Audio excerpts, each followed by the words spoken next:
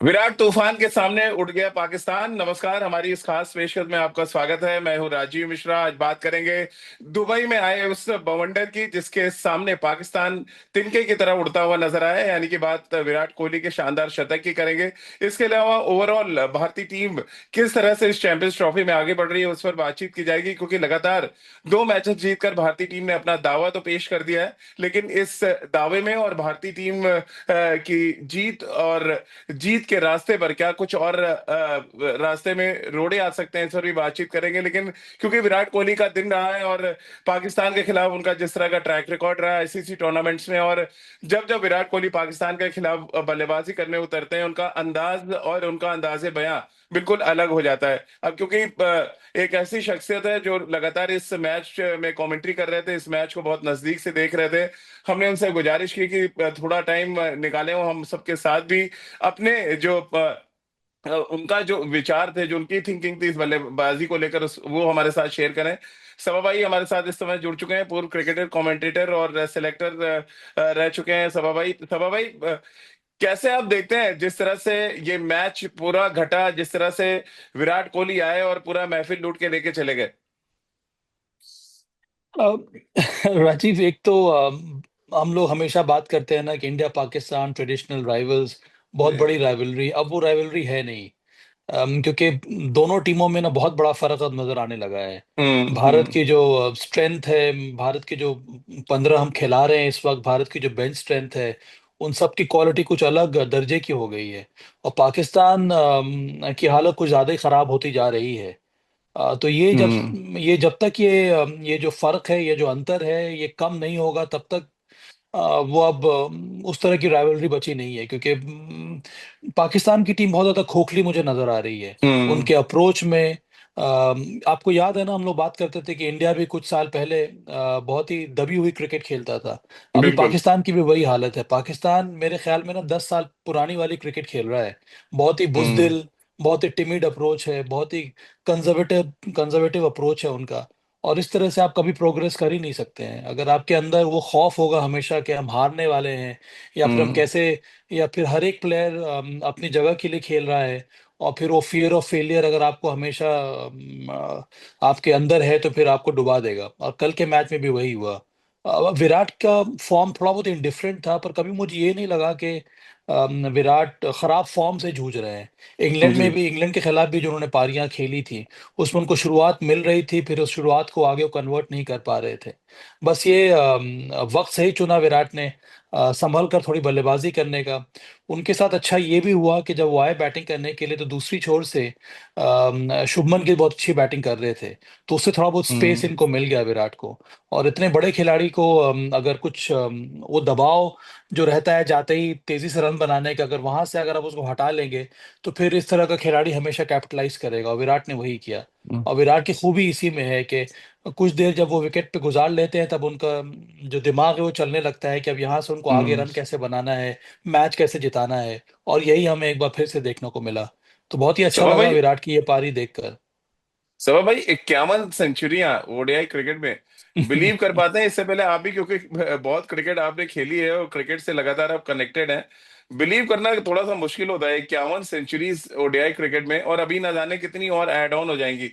कैसे आप देखते हैं विराट का जो करियर है? बीच में बहुत उतार चढ़ाव है, लेकिन सडनली एक बार फिर वो सबसे ज्यादा लाइमलाइट में, और ये लाइमलाइट इस वजह से भी आ जाती है कि पाकिस्तान कहते हैं, अब तो कहने भी लगे हैं लोग कि अगर Virat Kohli out of form है तो आप पाकिस्तान के साथ एक मैच खिलवा दीजिए। अब विराट की विशेषता भी तो यही रही है ना, जी। राजीव के। अब आपने बात कर ली ना कि 51 सेंचुरी, 51 इंटरनेशनल रन्स बनाना बहुत कठिन होता है। यहाँ पर फिफ्टी एग्जैक्टली। वन हंड्रेड्स ये बहुत बड़ी बात है, वो भी एक दिवसीय क्रिकेट में। और एक ऐसा फेज था जहां पर विराट कोहली जब भी इस तरह के रन चेज की जरूरत थी इंडिया को, तब वहां पर विराट कोहली ने आके शतक लगाया और मैच खत्म किया है।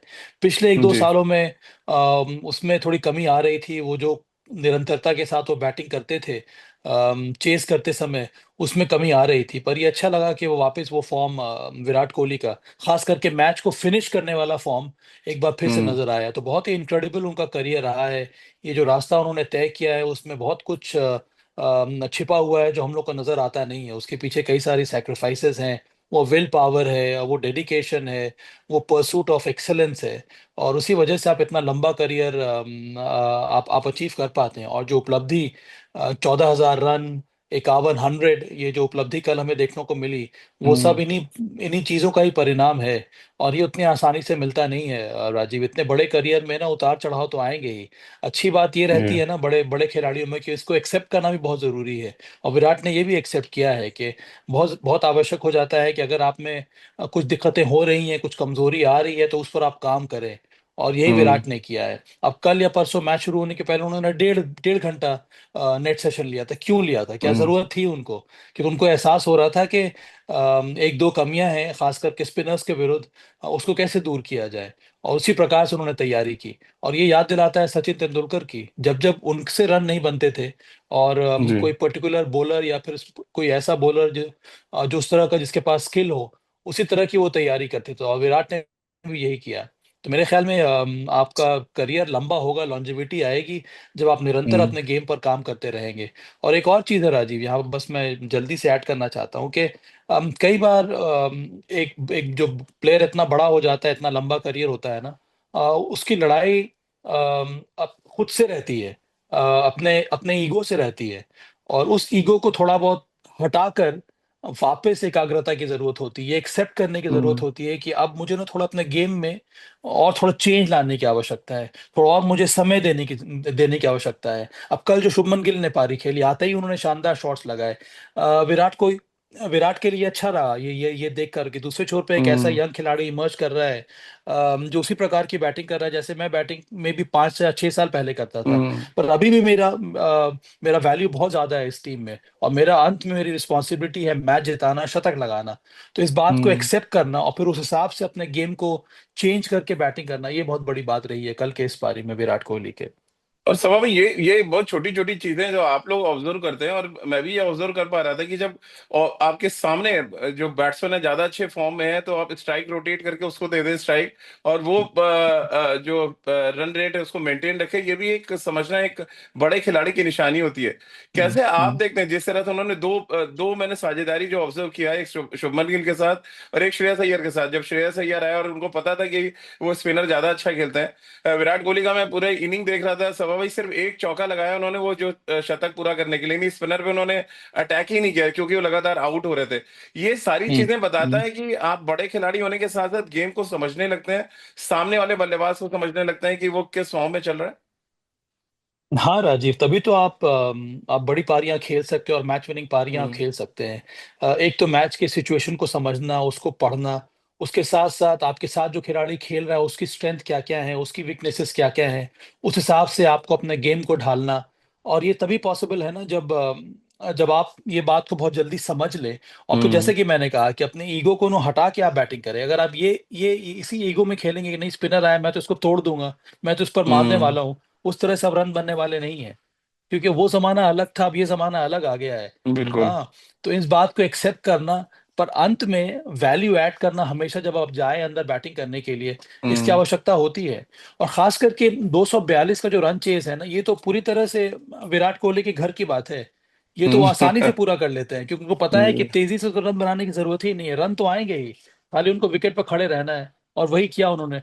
चाहे वो स्पिनर के सामने 3 4 ओवर का स्पेल भी खेल रहे हैं, उसमें खाली सिंगल लेने वो भी हम्म। काफी है, 3 या 4 रन भी आ जाएंगे तब भी काफी है। क्योंकि 50 ओवर में ये तो एडवांटेज होता है बैटर के साथ, क्योंकि आपको मालूम है हम्म। कि एक बॉलर है वो 10 से ज्यादा कर ही नहीं सकता है, जितना भी बड़ा महान बॉलर क्यों ना हो जाए। और यही तो हम्म। बहुत बड़ा अंतर है ना टेस्ट मैच में और वनडे क्रिकेट में। तो इस बात को समझना और उसके मुताबिक अपने गेम को ढालना, ये तो विराट कोहली का बड़प्पन था जो हमें कल उनके बल्लेबाजी में देखने को मिला। तो सभा भाई सब अच्छी आप। बात मुझे ये लगी कि कल जी। उन्होंने थोड़ी टाइट बैटिंग की राजीव। हाँ चाहे हाँ वो हाँ, पेस बॉलर एग्जैक्टली। के सामने हो या फिर स्पिनर्स के सामने हो, बॉल को वॉच किया, लेंथ को पिक किया, स्पिनर्स के सामने स्ट्राइक को रोटेट करने के ऊपर ज्यादा ध्यान दिया। हम्म। कुछ अलग किस्म की बैटिंग उनकी रही नहीं। ये कभी नहीं उन्होंने सोचा कि नहीं इसको तो मैं अटैक से निकाल दूंगा, ये स्पिनर आया ये हम्म। मुझे क्या बॉलिंग करेगा। तो इन सब बातों का ध्यान रखकर चलिए, बल्लेबाजी करना, ये इसकी बात रितेंद्र भी अलग आ गए होती है। हैं, सभा भाई अब स्वागत कर देखिए दीजिए आप। सोडी, हाँ सोडी जी आ गए, इनका अहंकार तो अलग रहता है ना, इनका ईगो तो सर पे है। अब इस तरह की बैटिंग विराट कोहली अब कर नहीं सकते हैं, तो वही इसी वजह से उन्होंने शतक लगा दिया है।